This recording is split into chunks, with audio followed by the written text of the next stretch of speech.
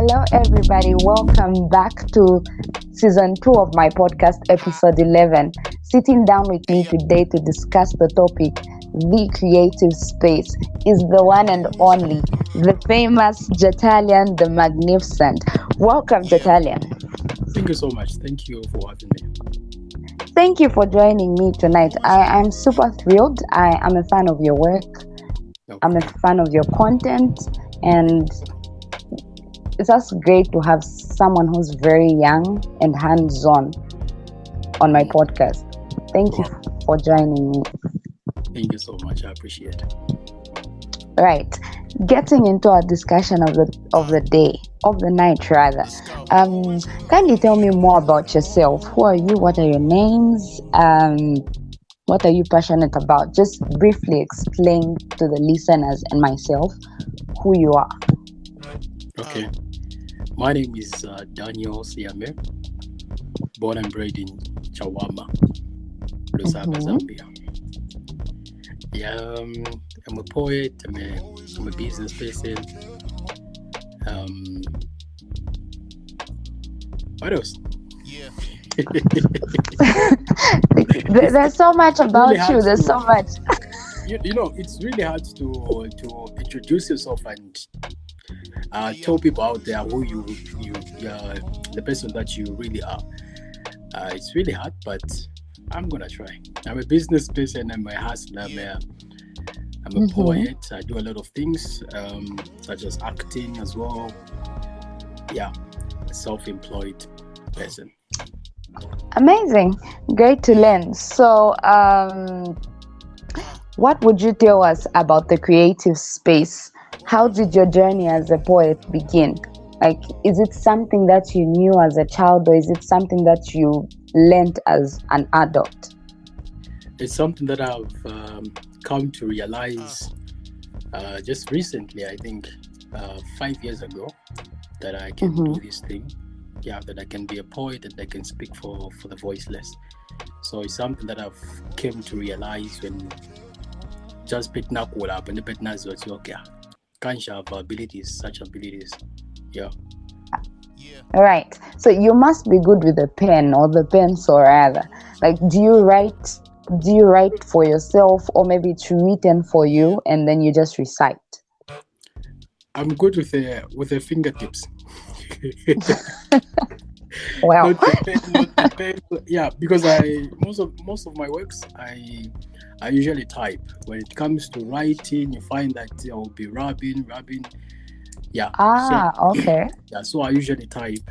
So I'm good at maybe typing, putting everything on soft copy. Yeah, it's easier that way. Yeah, I'm a writer. I write for myself. Nobody has ever written something for me, because it's only me who understands what I want and the feel that I want to put in a poem. So most of the times when I'm given something for somebody, it's usually because as a poet, there are some emotions, imaginations that you put in a written poem.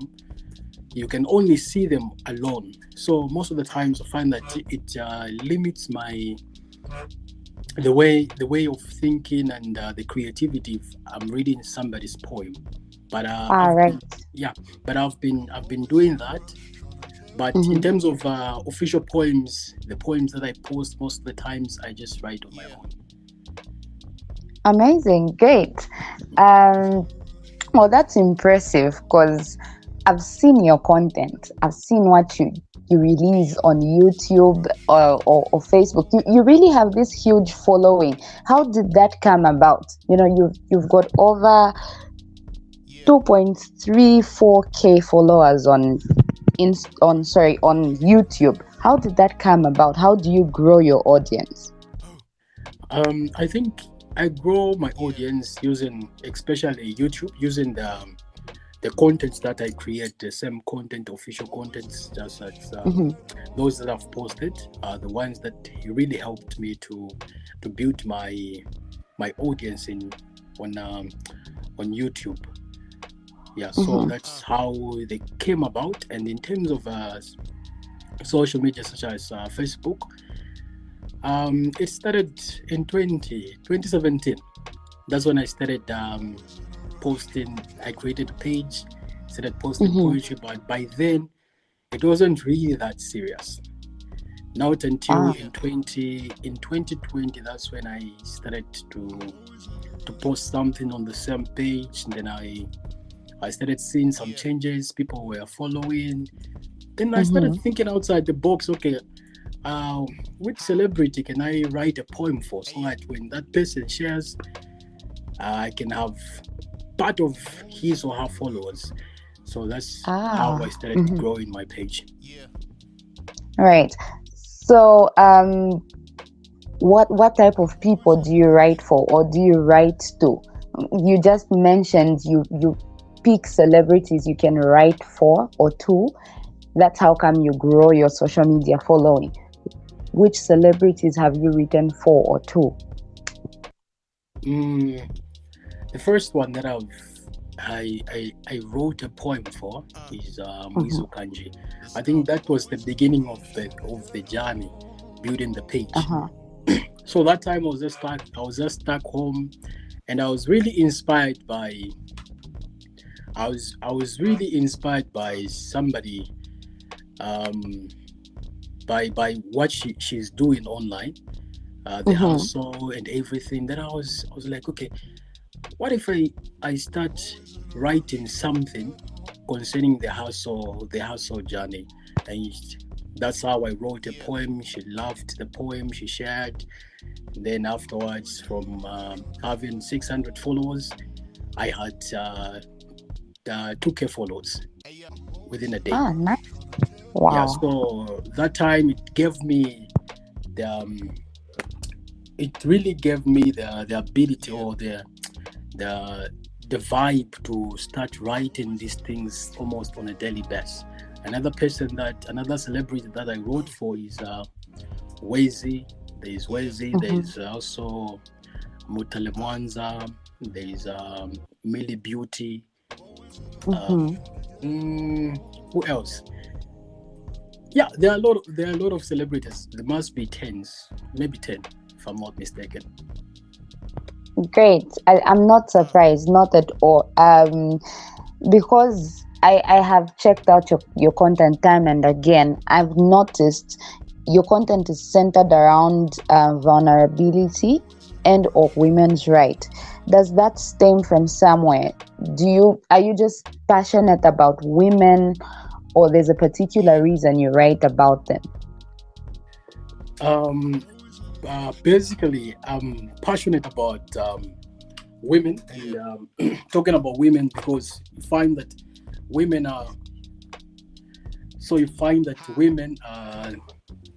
the people that are most vulnerable in society.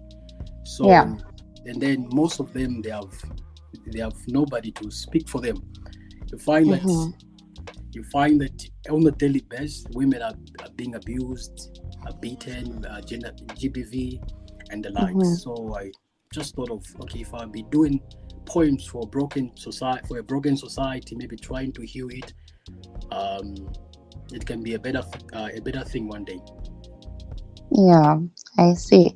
So then, what type of followers do you attract by the content that you create? Have you ever had reviews where people slide into your DMs and just thank you for the relief that you bring to them? Because obviously you give them a voice. Repeat the question, sorry. Do you have a situation where you have certain followers or people that slide into your DMs and write to you just to be thankful for how you speak for them?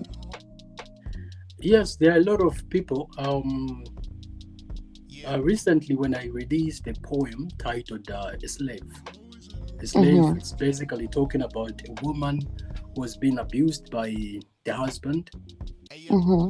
Yeah, so after releasing the poem, and then after releasing the poem, I had a quite number of women who came into my inbox saying, okay, I was once in this same situation, but thank God I had to get a divorce. Yeah, Yeah. then some people will be explaining to say, this is what I'm going through, I need help. But you find that the challenging thing is that you have a voice, you can speak. People will come to you, but you don't know where to take them Oh when they yeah. need help. Yeah, you counsel them. Okay, you need to move out from that abusive house. Yes, they want to move out, but what is the solution? The concrete solution, such as maybe finding an NGO to help them with empower them with something, Mm-hmm. maybe business. Yeah, so that's the most challenging thing. That's the reason why we are seeing these cases are rising each and every day, because at the end of the day, we don't have a permanent solution to help our women in society, as well as our men who are being abused. Oh yeah, that's very true and heartwarming. Well, I love to speak for the voiceless as well. Hence my podcast. I believe in giving people a voice, an opportunity to express who they really are. That said, what would you say is the reason why people gravitate towards your content? I feel it's very easy to attract people when your content is entertaining. You know what I mean? If you're a Yeah. musician, if you're funny, or you just have content that's silly. Well, for lack of a better term, content that's modern, right? It's very easy to have a following, but then when you have educational content like yours, it's very hard to draw the masses. Why do you feel people gravitate towards your content so much? All right. So there's okay, so there's yeah, I think in my state, Mm-hmm. I can even feel the disadvantages of doing educational things. You find Yeah. that such content, if we were to translate such content, maybe we start talking about, for instance, love poems, you find that there'll be a lot of people on the page, not even Yeah, 40, exactly. yeah, 43K followers. Yeah, Mm-hmm. but I had to sit down with myself and my manager.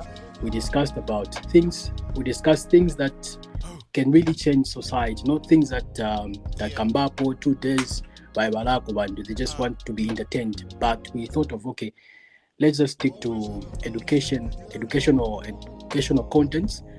Or is Mm-hmm. Ankara hard to Bwanji, this and that will still push. And then another thing that is helping to drive a lot of people to the page is Mm-hmm.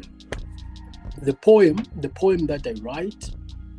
Um, Most of the lyrics, they speak to a soul. So if they Yeah. speak to a soul, that soul will be soaked in emotions, and then try to come to the page and check some more contents. So that's the thing. And I have a lot of people. There are a lot of people, old people. They come into my inbox. Mm-hmm. Elderly people, sorry. They come into my inbox, say, no, the content that you release is perfect. Thank you so much. We are being encouraged, this and that. So I think currently it's attaching, or it's moving towards the direct or in simpler terms, let me just say the people that we want to direct to. So it's Yeah. it's heading there. It's heading there. So that's the reason why we have quite a number of followers on Facebook. Amazing. I applaud you for that. It's not easy at all. Running a page, being a business person, it's not easy. But the fact that you're making it look very easy and effortless is just amazing. We need more young people like yourself. Well, getting to the money aspect of the type of work that you do, how much time and money do you think you have invested into your work as a creative for you to get this far? Because your content is really, really clean. Your most recent piece called Silence is clean. Like, I've seen the video. I'm like, how much money does he invest in all this? Like, who shoots his videos? Okay. That type of thing. So how much time and money do you invest into your work? How much money that I invest into the work? I think it's a lot of money. Such Yeah. copies. Right? You really want to make it better. It should be better than the previous one. So you have to invest, which means your budget has to be higher than the previous one. So in terms of this previous one, we invested a lot of money. Yeah. Nangene some transport. There's transport. You find that just transport costed 5,000, and then the other things now you want to pay that person who was doing the video, the videographer, and other people, the people that were starring there in the video. They really wanted like something, maybe to snacks, this and that. So Yeah. we invested a lot of money. And then about the time, like, is it something that you just shoot for a day? Is it a week? Is it a month? How does it all come together? How's it like on set? It's 2 weeks. Looking at Timanga nama locations, different locations. You find it. You shoot from this place, you move, you go and shoot from another place. So it took us 2 weeks. Oh wow, it's a lot of work. In Nzoganza, it's just a one-day thing, tabuela, ta shooting, and then it's a done deal. People don't really understand the work that a content creator puts into their art. You know what I mean? Because in Nzoganza, it's poetry. You write, you recite. If we're shooting and it's a video, we'll just find a location, probably pay for it, get people together. So how's it like for your manager? Do you pay him on a monthly basis as well, or you pay him whenever content is released? Currently, we using the content, we're not making any money with money. Because I find that my bookings booking organizations, like we go there and perform. Currently it's something that he's doing. He's just a volunteer, I may say, currently. Because we don't have bookings. So I may say we're just investing. We're investing our time. A day will come. Then from there we'll start paying each other. Amazing. That sounds like a plan. Sounds great. I will volunteer to be your makeup artist, though I'm not good at makeup, but then I know it's soon enough. It's going to happen. I can feel it. Manja Chabe. It's just a matter of time. Yes. Okay, so can you share with us one random piece of advice that we don't know about, poetry? Something that's as random that we didn't know. I picked out something already. It's not you don't shoot for a day, so that's something random I did not know. But then aside from that, what random thing would you share with us that we do not know about poetry that you guys do behind the scenes? All right. A random thing. Yes, anything. Anything? Anything okay. Random. Okay. Since it's random, let me just think. Let me think.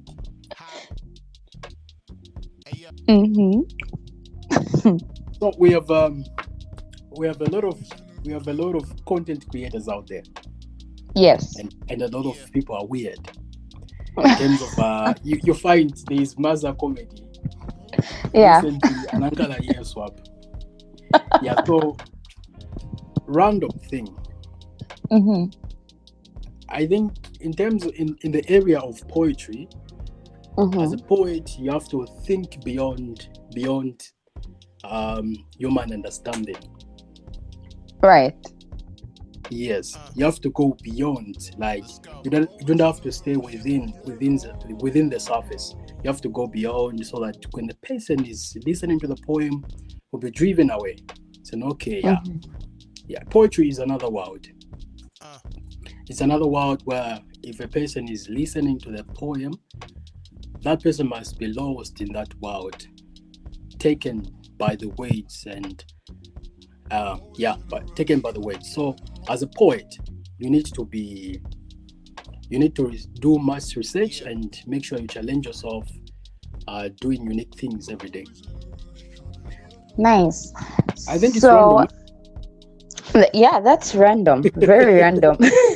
We always know you have to write, but then we never know you have to think outside the box. There's a verse which says, in the beginning there was a word, and the word was God, and the word was with God. So it's something which is deep.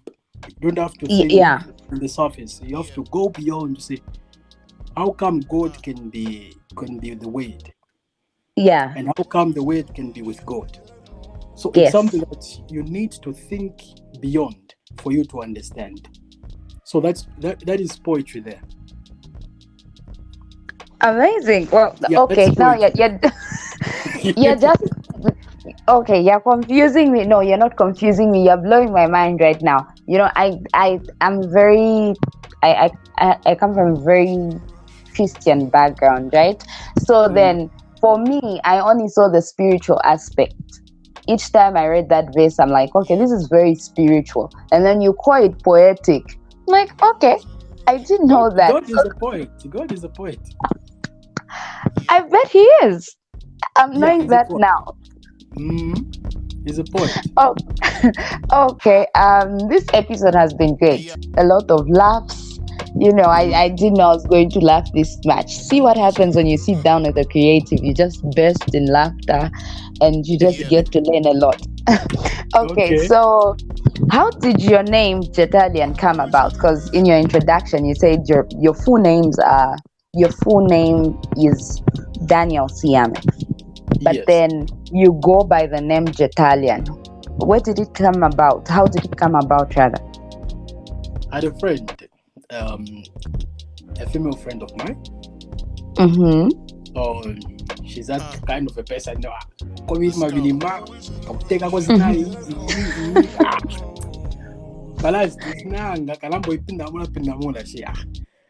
So she started calling me Jay, and then like today she called me Jay. Tomorrow she calls me Jaytalien. Yes. So she was just adding things now, Jaytalien, this and that. So from that, I was like, okay, let me just pick it up. I started using it on Facebook. That's how I adopted it. That okay, and then Magnificent. Yes. Magnificent. Magnificent itself. All right. So Magnificent, it came about in 2017. I thought of creating Kajima Kamate, aka Kachani. Yeah. Kachani. I was like, none of no aka 9. So let me be the magnificent poet. Somebody who will be doing magnificent works. So that's how it came out. Yeah. I see. Amazing. Great. Name and Sakila Koka AK. I was like, maybe I can go by some name, but then it just never come to me. I just don't have an AKA. So Vanessa, it is all the way. Okay. Vanessa is a name that it's common. Yeah. So there must be something that would define you. So when I'm having a Vanessa podcast. So that's okay. Well, thank you. I love Vanessa podcasts. Podcast lady. Yes, please. That sounds great and very perfect. Well, this is not my favorite part, but then we obviously have to come to a close. One last question before I let you go. Okay. When are we going to hear from you? Like it's been a while since you posted something on your YouTube. Like when next are you releasing something new? Probably next month. Yeah. You're waiting for Valentine's to pass. Not really. But we are just working on something. As you know, it takes time for you to create a content that to attract a lot of people. So currently we are being challenged by the previous one, and then we Yeah. just want to make sure that the next one is better than the previous one. Mm-hmm. Yeah, so we are just putting everything in place. That's what we are doing. That's great. That's great. Well, like I said, not my favorite part, but I still have to do it. It's been great having you on the podcast. Thank you for really coming through. Thank you for your time. Thank you for your research and your output. Sorry, your input, your content, and everyone that's able to learn from you, me inclusive. I really want to let you go, but before I do, this will probably be the close. Okay. This will probably be the last question I ask. I just keep coming up with questions. I'm building on what your answers have been like. So in a world where content is imitated, people just imitate what Jaytalien is doing or just build on it by duplicating it. How do you manage to remain true to yourself, to your content? Like, do you go through other people's pages and see what they're doing and go like, maybe I can take this direction? How do you stay true to your content? Currently, there are a lot of poets, creative poets that I've known, and then their pages they're full of creativity. But I just understand my lane. To say, Jaytalien, this is what you can do. Yeah, and then if I've never gotten somebody's content and start imitating. Yeah, because it's something that people, when they start following me, they'll stop seeing Jaytalien. They would start seeing another person in me. So for me to stay who I am, I make sure to say I challenge myself to be the better version of me, not the better version of somebody else. So yeah, I understand the passion that I have for poetry, and it has a specific role, which is speaking for the voiceless. A lot of people speak for the voiceless, but I think if you compare with the content that I create, it's quite different, which makes us different people. So I've never done that. I will never do that. Yeah. So that's great. the thing. Amazing. Thank you for that. Thank you so much. This is the end of this particular episode 11.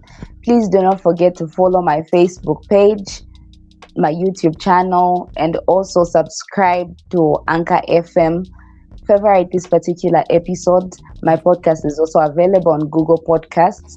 A Piece of V is the name of my podcast. Do not forget to share the link with a friend, with a family member, and also spread the word. I mean, we had the very magnificent Jaytalien on this particular episode. You can't afford to miss out on his content. Well, from Jaytalien and I, we've had an amazing time. Good night and God bless you all.